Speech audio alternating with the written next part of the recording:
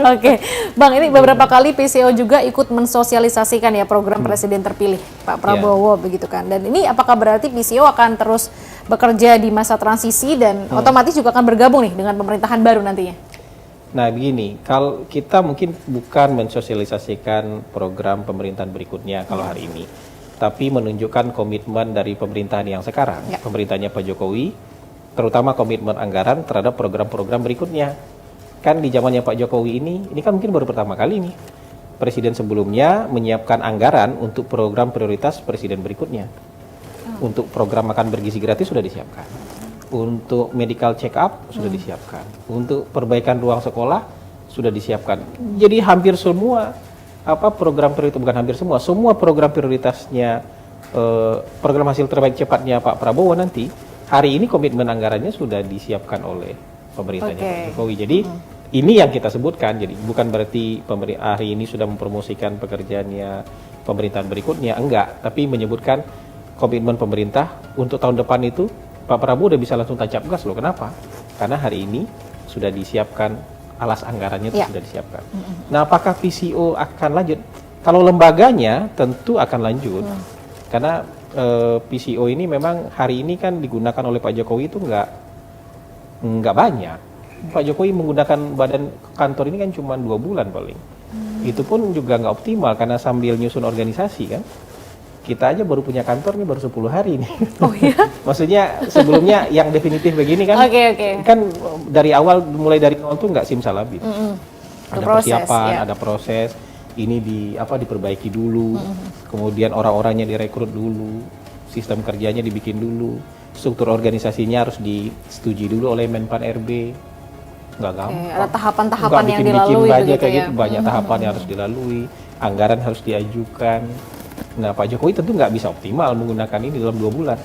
Kan kalau saya masa jabatannya hanya 2 bulan nih, sampai 19 atau sampai 18 Oktober aja. Nah, berikutnya PCO-nya tentu kepala PCO yang baru nanti. Tapi minimal embrionya kita sudah siapkan.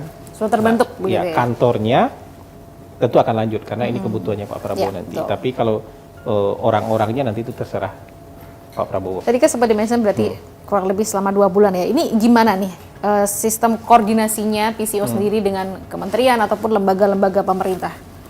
Ya, kalau sejauh ini sih semua kementerian sangat sangat kooperatif ya. Apalagi ketika kita juga mendapatkan tugas dari Pak Presiden melalui Pak Menteri Sekretariat Negara, Menteri Sekretaris Negara untuk juga ikut terlibat dalam mendiseminasi dan menyiapkan legasi 10 tahun Pak Jokowi.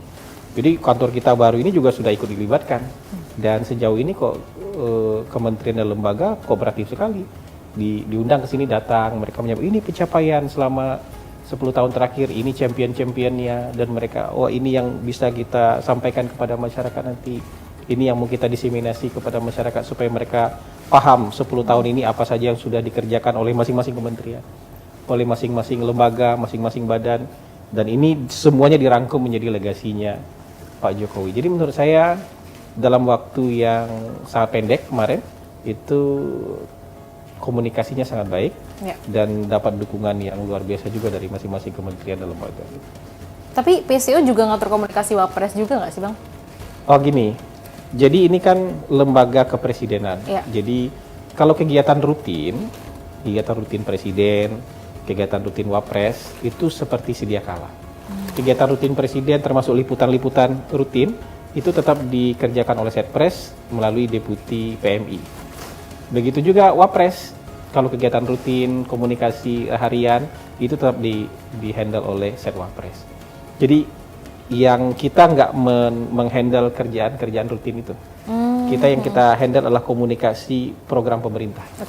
Program pemerintahnya apa. Jadi bukan hari ini presiden kemana, jadwal presiden apa, kita tahu, tapi bukan itu bagian dari ranah komunikasi kita. Kalau itu ranah komunikasinya Biro Deputi PMI, pers, media, dan informasi gitu.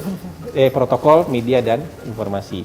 Kalau di Setwapres juga begitu, hariannya tetap dihandle oleh Setwapres. Misalnya mau belusukan, mau pergi kemana, ngajak wartawan, terus ngerjain apa di sana, itu tetap dihandle oleh Setwapres. Tapi kalau misalnya teman-teman media ingin tahu progres makan bergizi gratis sudah sejauh mana nih? Nah, itu kantor sini nggak apa-apa. Oh, oke. Jadi untuk program-program Perbaikan, pemerintah lah ya. program-program pemerintah, nah, itu. Jadi kita menyampaikan, juru bicara itu sebenarnya menyampaikan program-program dan progres yang sudah dikerjakan oleh pemerintah. Gitu. Kapan mulainya nih makan bergizi gratis? Boleh tanya sini, boleh. Oke. Ya, itu berapa daerah yang dapat? Boleh tanya sini. Gitu. Berapa siswa nanti yang di cover? Iya, boleh tanya sini. Gitu.